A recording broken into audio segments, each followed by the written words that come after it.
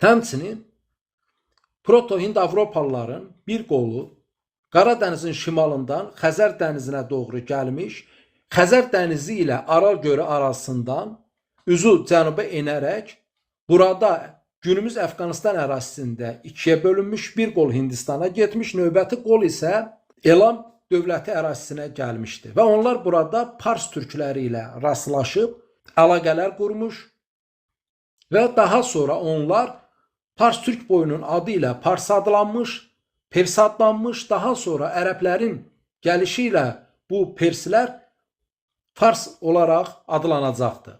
Yəni, bax, fikir verdiyimiz kimi, demək, eramızdan əvvəl 4-cü, 2-ci minillikdə Proto-Hami-Samilər, Proto-Hind-Avropa və Proto-Qafqaz dilli xalq günümüz Türkiyə, İran ərazisinə gəlir və nəticədə bu ərazidə yayılmış proto-türklər mərkəzə doğru, yəni Urmiya, Göycə gölünə tərəf sıxışır və buradan şərqə qərbə köçlər edir. Firidun Cəllov eramızdan əvvəl 4-cü minillikdə baş verən köçlərin, şərqə baş verən köçlərin daha yaxın köçlər eramızdan əvvəl 2-ci minillikdə baş verən köçlərin isə Orta Asiyanın daha dərinliyinə baş verdiyini qeyd edir. Lakin mən bu məsələni qəbul edərək Dilin Kökəni adlı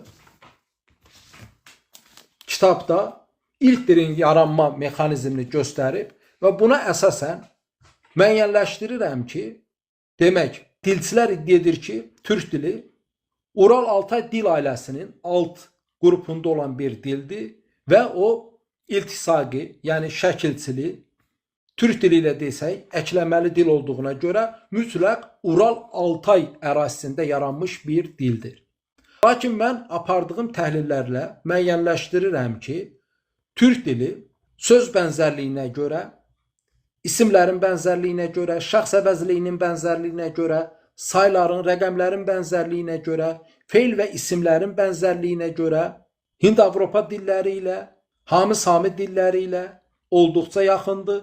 Nəinki Ural-Altay dilləri ilə bağlı. Qarşıda sual versəz buna ayrıca danışaram və bu barədə də dəfələrlə danışdığımdan uzatmaq istəmirəm.